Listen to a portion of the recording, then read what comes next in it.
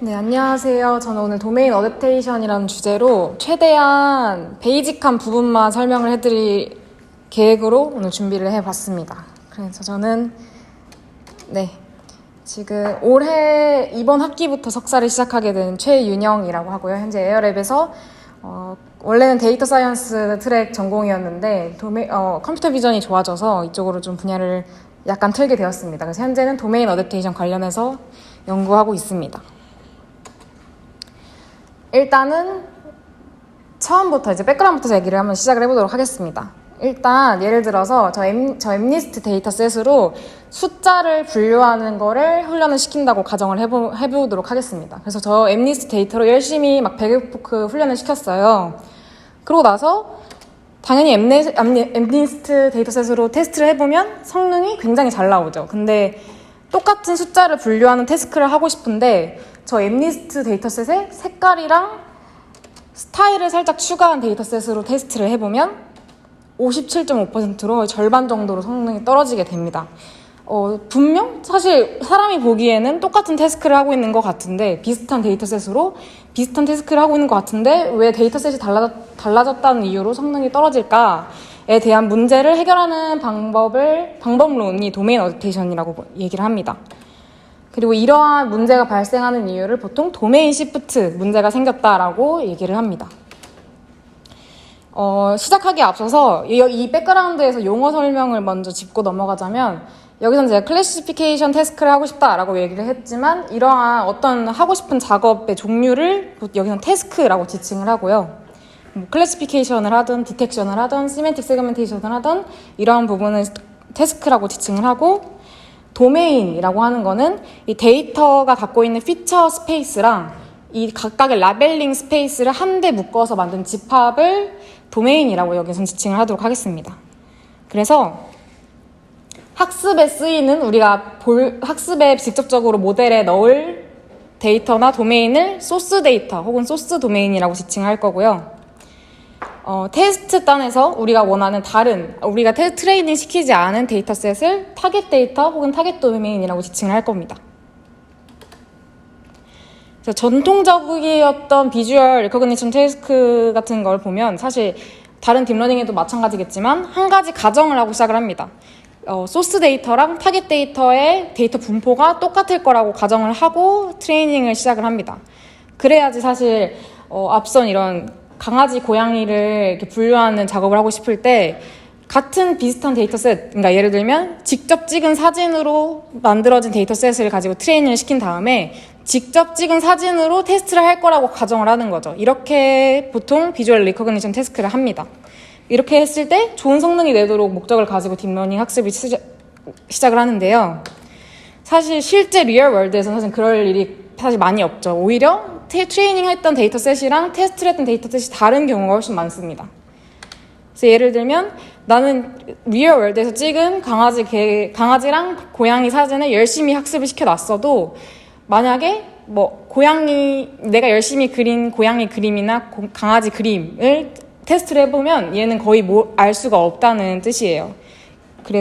그리고 이런 데이터 분포가 달라졌다. 저 데이터 분포 간의 차이가 생긴 걸 도메인 갭이 생겼다고 얘기를 하고 이로 인해서 도메인 시프트 문제가 생겼다고 얘기를 합니다. 근데 이런 도메인 시프트가 사실 이런 소스 데이터랑 타겟 데이터 간의 데이터 분포가 다를 때 성능 저하를 시키는 가장 큰 이유가 됩니다. 예를 들어서 이렇게 강아지랑 고양이를 클래시피케이션하는 모델을 열심히 만들어 놨어요. 아까 유근영님께서 설명해 주신 것처럼 열심히 모델이라는 펑션을 만들어 놔서 클래시피케이션을 다 해놨는데 내가 직접 사실 하고 싶은 데이터 포맷은 이런 식으로 분포가 생겼어요. 그럼 이거를 만약에 그대로 모델을 가져다 쓴다면 동그라미가 강아지고 세모가 고양이일 때 사실 앞에선 거의 100% 가까이 성능이 나왔는데 테스트할 때 이 타겟 데이터에서 쓸 때는 성능이 떨어지게 된다는 얘기죠. 이제 생각을 해보는 겁니다. 도메인 어댑테이션을 할 때 예를 들어서 소스 데이터가 많이 있어요. 엄청 라벨링이 다 되어 있는 게 엄청 많은데 타겟 데이터로 이렇게 다른 도메인을 갖고 있는 데이터셋이 조금 있어요. 라벨링이 되어 있는 게. 사실 라벨링을 한다는 것 자체가 사람이 다 해야 하는 수작업이기 때문에 굉장히 힘들거든요. 그래서 이거를 조금만 해놨다고 하면 사실 이런 생각을 해볼 수 있죠. 소스 데이터로 다 학습을 잔뜩 시켜놓은 다음에 타겟 데이터로만 살짝 파인 튜닝하면 쓸 수 있는 거 아닌가? 라고 생각을 할 수도 있을 겁니다. 근데 문제는 이렇게 하면 딥러닝에서 보통 데이터셋이 너무 적거나 트레이닝을 너무 과도하게 많이 시키면 오버피팅이 많이 나고 이거를 많이 피해야 된다고 얘기를 하는데 이러한 문제에 오히려 봉착할 수 있습니다. 그래서 이렇게 작은 양으로 조금 라벨링 되어 있는 데이터를 가지고 민감하게 튜닝을 해서 쓸 바에 애초에 그냥 엄청 많은 라벨링 없는 데이터를 한번 해서 학습을 해보자 라고 한 겁니다. 그래서 이러한 방법론이 도메인 어댑테이션입니다. 영어로 얘기하면 이렇게 거창하게 얘기를 할 수 있는데요. 이 알고리즘에 대해서 소스 도메인에 대해 훈련이 되는 알고리즘을 이 타겟 도메인 간의 갭을 최대한 줄여서 라벨링이 되어 있지 않지만 최대한 관련 있는 데이터를 쓸 수 있게끔 하자는 게 도메인 어댑테이션 취지고, 라벨링이 다 되어 있지 않은 양질의 데이터가 아니더라도 기존의 데이터 정보를 최대한 활용을 해서 좀 높은 성능을 보일 수 있도록 하는 게 도메인 어댑테이션의 목표입니다. 사실 이 앞에서 이 기존의 데이터 정보를 사용을 한다, 그리고 이런 내용을 들었을 때 파인 튜닝? 트랜스퍼 러닝에 대해서 살짝 생각을 해보셨을 수도 있고 아닐 수도 있지만, 사실 이 도메인 어댑테이션 말고도 다른 분야 중에 트랜스퍼 러닝이라는 분야가 있어요. 사실 이미 엄청나게 많은 라벨링 데이터가 있을 때 그걸로 이미 훈련이 되어 있는 모델을 다른 태스크를 하기 위해서 내 입맛대로 이렇게 파인 튜닝을 하는 러닝을 트랜스퍼 러닝이라고 보통 얘기를 하는데, 네, 사실 트랜스퍼 러닝 중에 도메인 어댑테이션이 들어 있습니다. 이제 트랜스퍼 러닝을 어떻게 분류할 거냐에 따라서 분류를 이렇게 여러 가지로 할 수 있는데, 이 트랜스퍼 러닝을 할 도메인이 아까처럼 소스랑 타겟 도메인이 서로 같은 도메인인지, 아니면 하고 싶은 태스크가 같은 태스크인지에 따라서 네 가지로 분류를 할 수 있는데, 이 중에 이 아래 세 가지를 보통 트랜스퍼 러닝이라고 얘기를 하고요. 그 중에 이 트랜스덕티브 트랜스퍼 러닝을 도메인 어댑테이션으로 지칭합니다. 즉, 저 화살표를 잘 따라가면 같은 도메인이 아닌데 같은 태스크는 맞은 그런 러닝을 하고 싶을 때 트랜스퍼 러닝을 그 트랜스퍼 러닝에 속하는 부분을 도메인 어댑테이션이라고 칭합니다. 네, 그래서 제가 최대한 정리를 해봤을 땐 하고자 하는 동일한 태스크에 대해서 서로 다른 도메인을 가진 소스 도메인이랑, 근데 이때는 라벨링이 되어 있는 소스 도메인이고, 그리고 사실 직접적으로 성능을 내고 싶은 타겟 도메인 데이터에 대해서 내가 하고 싶은 태스크를 수행하는 방법을 도메인 어댑테이션이라고 합니다. 그리고 여기서는 제가 특수하게 타겟 도메인에 대해서는 아무것도 라벨링이 되어 있지 않다라는 조건을 붙여서 unsupervised라고 보통 얘기를 합니다. 그래서 제가 지금 연구하고 싶은 분야는 이런 분야예요. 사실 이게 훨씬 실질적으로 좀 더 많이 직면할 문제라고 생각을 했기 때문에 연구를 잡은 상태인데, 맑은 날에 찍은 데이터셋이나 시뮬레이션 상황에서 찍은 데이터셋은 사실 고전적인 데이터셋도 있고, 시뮬레이션 같은 경우에는 라벨링이 훨씬 더 쉽기 때문에 이런 데이터를 많이 얻을 수 있지만, 우리가 자동차를 만약에 운전을 한다고 하면 항상 맑은 날에 운전하는 게 아니잖아요. 비 오는 날도 있을 거고 눈 오는 날도 있을 텐데, 이런 다양한 데이터 상황에서 똑같이 어떤 디텍션이나 시멘틱 세그멘테이션 성능이 다 잘 나왔으면 좋겠는 생각에 이런 분야를 지금 현재 연구를 하고 있습니다. 실제로 만약에 저 왼쪽에 있는 좀 맑은 날에 찍은 데이터셋으로 훈련시킨 모델로 옆에 있는 악기유를 넣어보면 그냥 굉장히 형편없는 성능이 나오거든요. 그래서 네, 여기까지는 이게 도메인 어댑테이션이란 무엇인지에 대한 설명이었고요. 그럼 이거를 딥러닝으로 어떻게 학습을 시켜서 해결을 하는지에 대한 베이직한 아이디어를 설명해드리도록 하겠습니다. 여기서는 이제 소스 도메인 데이터랑 타겟 데이터가 있다고 했을 때 피처를 뽑아주는 피처 익스트랙터라는 네트워크가 있다고 생각을 하는 겁니다. 그래서 이때 우리가 여기서 하고자 하는 목표는 단순해요. 이 도메인이랑 소스와 타겟 간의 도메인은 분명히 다르지만 마지막에 끝단에 뽑히는 피처가 동일했으면 좋겠는 겁니다. 스타일에 상관없이 계속 만약에 그냥 흑백 6을 넣던 색칠되어 있는 6을 넣던 6이라는 피처를 뽑아낼 수 있는 또 성능을 원하는 거죠. 그렇게만 해준다면 라벨링이 굳이 없는 타겟에서도 사실 소스에서 나와 있는 라벨링 성능을 가지고 학습한 네트워크를 쓰면 타겟도 충분히 좋은 성능을 낼 수 있을 것이라는 아이디어에서 시작을 합니다. 그래서 Unsupervised Domain Adaptation by Backpropagation이라는 좀 제일 제너럴한 논문을 하나 소개를 해드리자면 소스 데이터랑 라벨링이 다 되어 있는 소스 데이터랑 라벨링이 안 되어 있는 타겟 데이터가 있다고 생각을 했을 때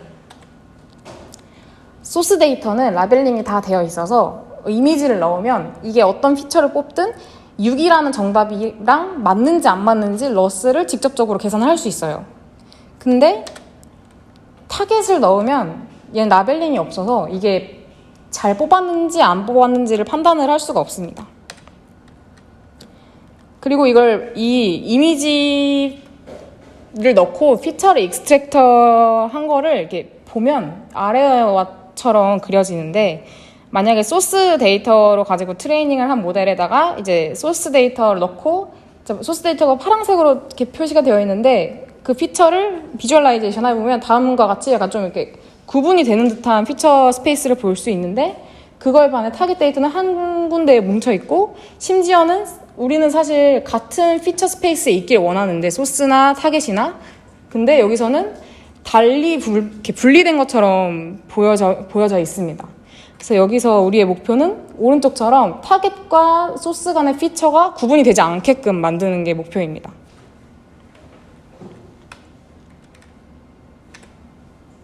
그래서 이 역할을 해주기 위해서 추가적으로 붙이는 게 도메인 클래시파이어라는 겁니다.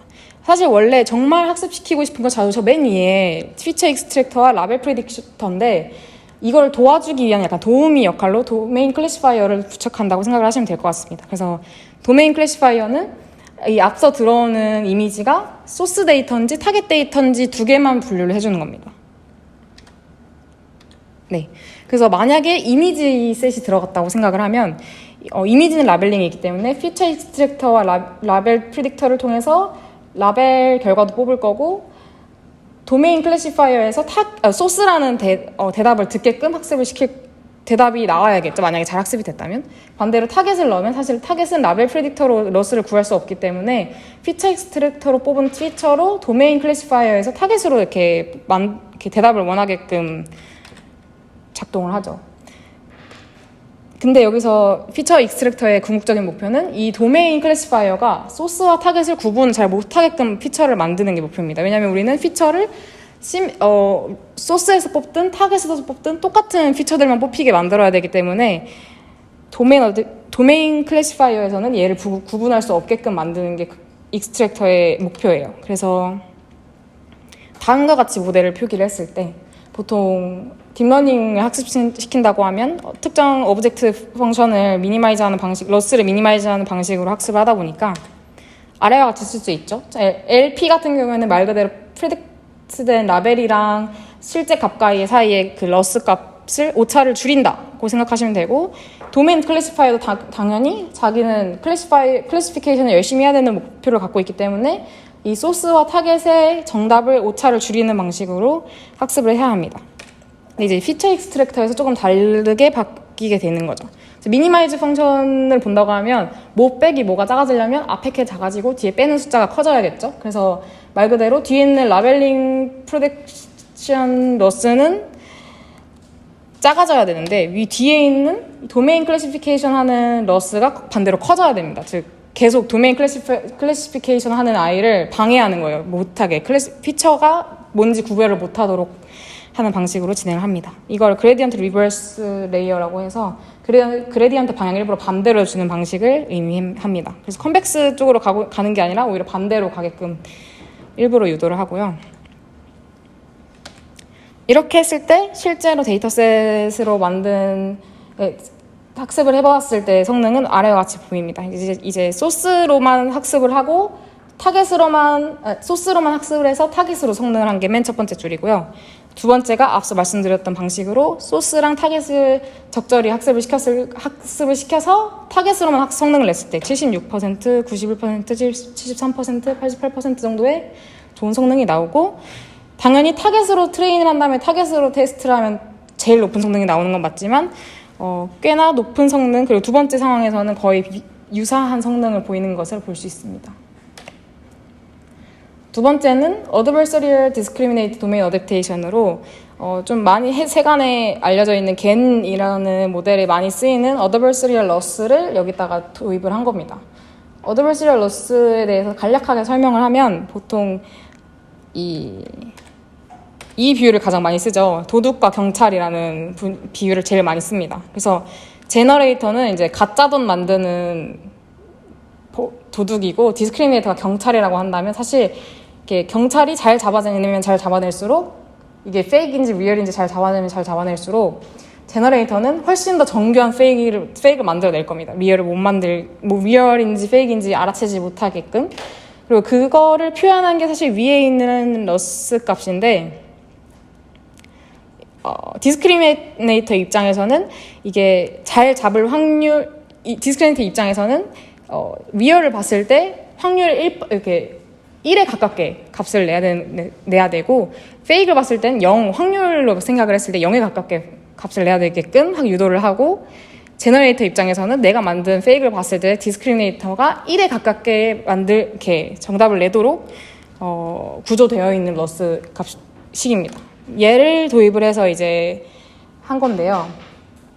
얘는 앞선 방법이랑 약간 비슷한 듯 다릅니다. 첫 번째는 이미 라벨링이 있는 소스 데이터를 가지고 첫 번째 네트워크를 알고 있는 슈퍼바이스드 방식으로 미리 프리트레인을 시켜놓습니다. 그러면 이제 소스 인코더는 어떤 피처를 뽑도록 잘 라벨링을 시키도록 만드는 피처를 학습시킬 거고 그 피처를 보고 라벨링을 잘 뱉어내도록 라벨 프리딕터가 학습이 될 거예요. 그러고 나서 얘를 이렇게 프로즌 한다고 하죠. 보통 파라미터를 더 이상 업데이트하지 않게끔 만든 다음에 앞서 말했던 GAN 형식의 Adversarial 트레이닝을 이 타겟 인코더랑 도메인 디스크리미네이터 사이에 진행을 하게 됩니다.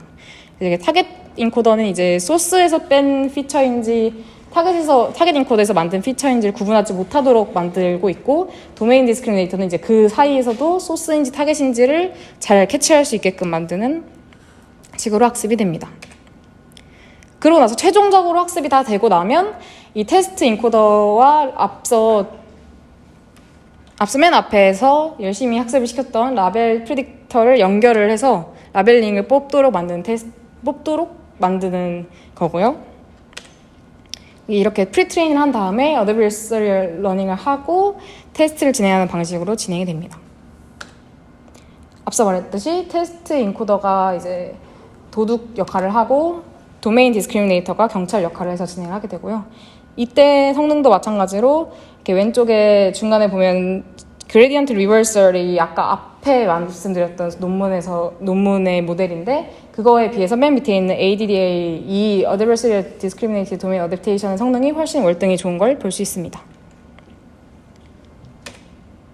네, 여기까지 도메인 어댑테이션에 대한 굉장히 베이직한 설명을 했고요. 오늘 저의 목표는 그냥 도메인 어댑테이션이 어떤 건지를 설명해 드리고자 했던 거였고 사실 도메인 어댑테이션이 그 이후로도 굉장히 많이 발전을 해서 앞서 말했던 것처럼 지금까지 설명을 했던 도메인 어댑테이션은 한 가지의 약간 한계가 있어요. 이 타겟이랑 소스 간의 라벨이 똑같아야 돼요. 이 안에 소스에서 나와 있는 라벨이나 타겟에서 나올 수 있는 라벨이 같아야 되는데 이것의 종류에 따라서도 달라집니다. 이제 타겟이 오히려 소스보다 라벨링이 적을 수도 있고 아니면은 아예 라벨링이 되어 있지 않은 라벨이 튀어나올 수도 있는 여러 가지 상황에 이제 다양한 도메인 어댑테이션이 등장을 하고 있고 더불어서 이제 아무리 도메인 어댑테이션을 한다고 한들 어쩔 수 없이 트레이닝이 필요하게 되는데 이 트레이닝 같은 경우에는 사실 정말 실제로 사용하고 싶을 때 보면 다시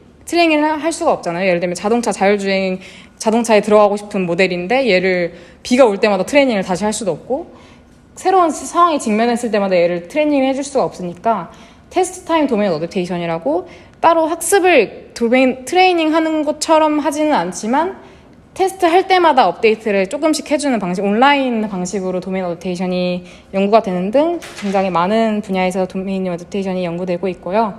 네, 이 분야에 대해서 혹시 관심이 생기거나 하시면 네, 공부해 보셨으면 좋겠고 저한테 여쭤보셔도 괜찮으시니까요. 네, 제가 오늘 준비한 발표는 여기까지였습니다. 네, 감사합니다.